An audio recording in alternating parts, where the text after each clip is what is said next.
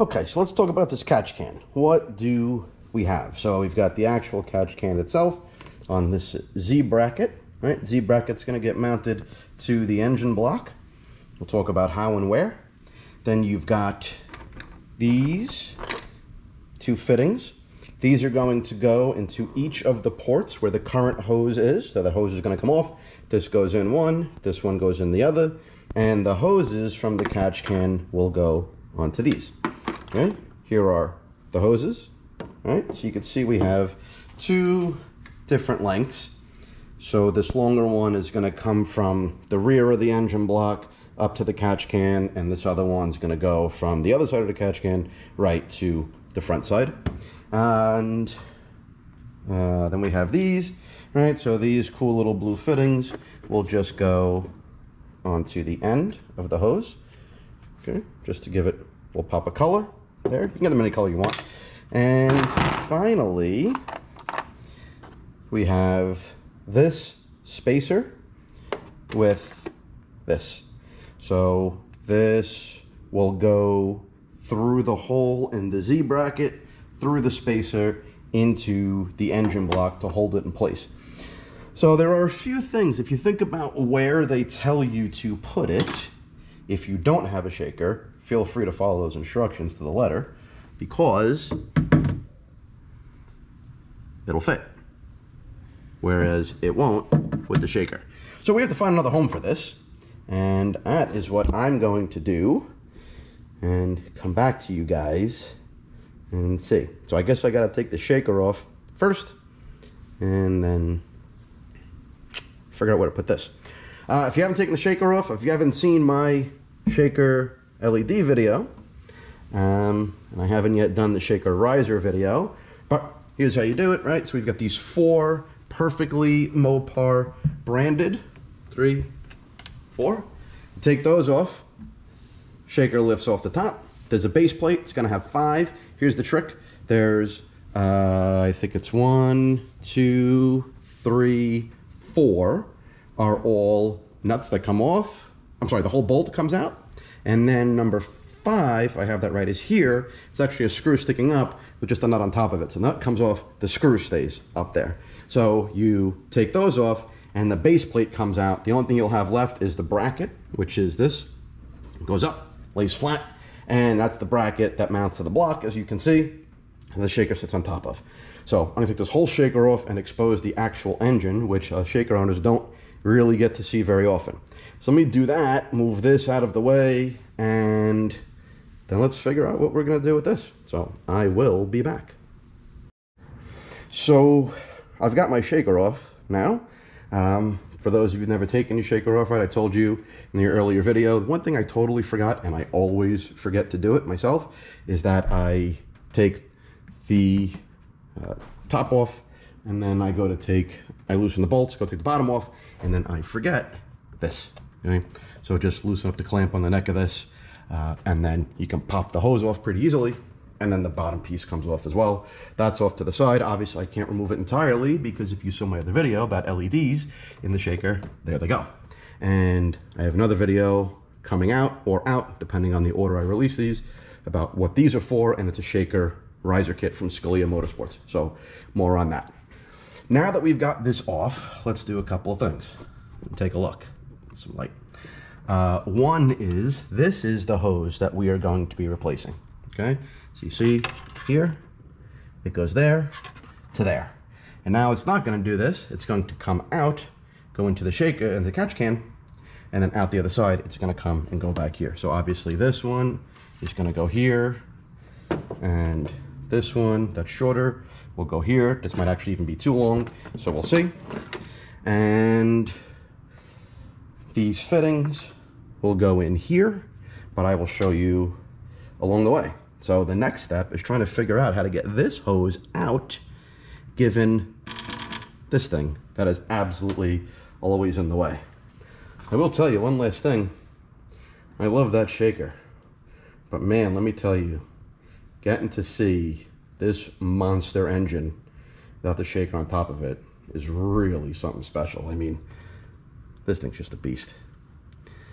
But you don't look under the hood a whole lot. And when you're driving it with the shaker in your view, I wouldn't trade that for anything. All right, let's see what we got. I'm gonna mess with this hose and finding the next best location for the can. See, so we got to get this height here down significantly. So we'll see. My apologies. I couldn't hear what you said. There's Siri in the background and everything falling. Okay, we'll check it out. Quick update. That hose pulled out super easy. Just gave it a yank from this way, popped right out. Same thing from here. Brass fittings are in. They popped in nice and easy. My only concern is the direction that this thing goes. With the catch can sitting here, I kind of want this to go this way, but it doesn't seem like it does it. I'm not sure I want to bend the rubber and crimp the neck. So, I don't know. Not sure. We'll play it by ear. But next I'm going to put these blue ends on the hoses and get the hose. No, next I'm going to find a home for the Z bracket and get that guy in there. Okay. Check back in. Okay, next quick update is that we knew that that was not going to work right there. I found one all the way down low right there, but as you can imagine, getting it in here was next to impossible, and it was a little bit far left, so that didn't work. I found one more piece. So this wire, this bundle of wires right here, was held in with a famous Dodge plastic clip. I yanked that out and found out it is threaded, as you can imagine, because that's what the plastic clip, the ridges, the barbs grab onto. So that is in there. Now it's not all the way in. You can see the screw still hanging out, but it goes through the Z bracket, through the spacer against the engine block. That's going to ensure that you are out of the way of all the other wires, and then the Z pulls you further away. So definitely put as much room between you and the block as you can. And it's in there. It's super tight. I can't get a ratchet around there. This is hand tightened for now. I also took the catch can off, just make it a little less bulky, a little less weighty. And then now I gotta try to tighten this guy up. Now we're gonna get some hoses on. So we'll see, but so far so good.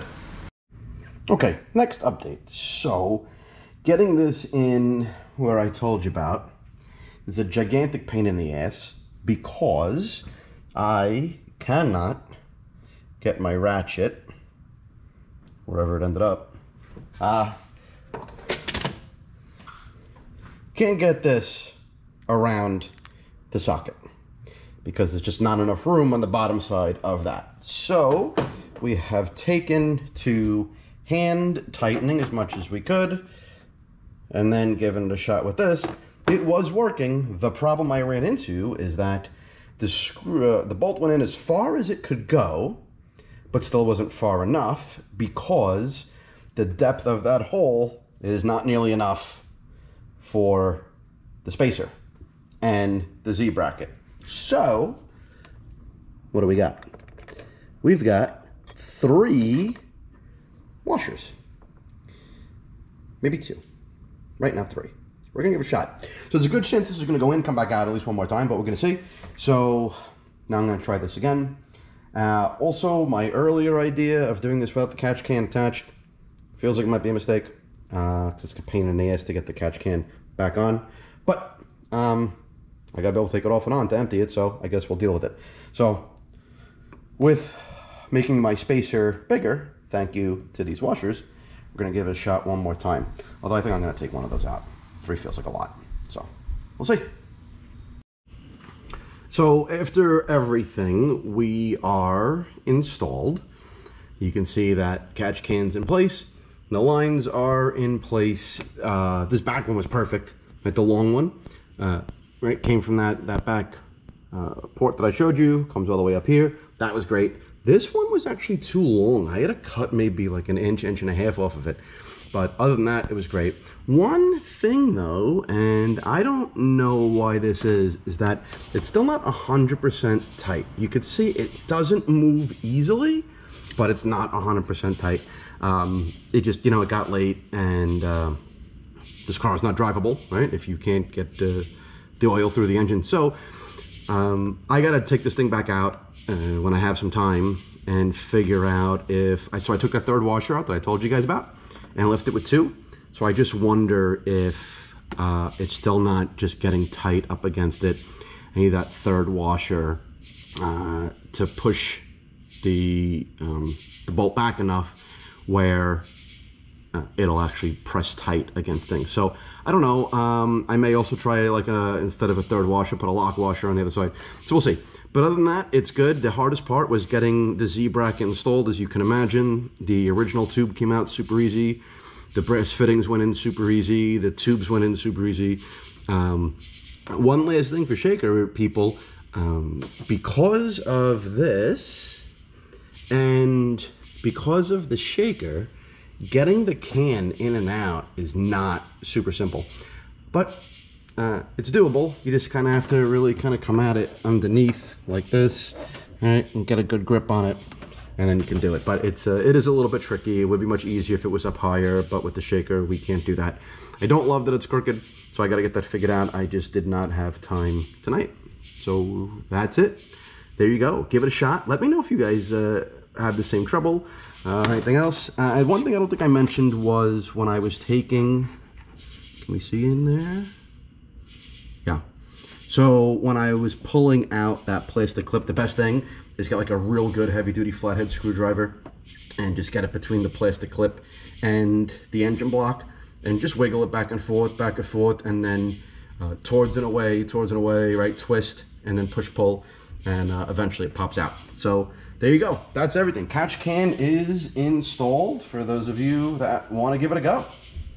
Thanks, and more coming soon. I owe you the shaker riser video as well, I think. So there you go. Great. See everybody soon.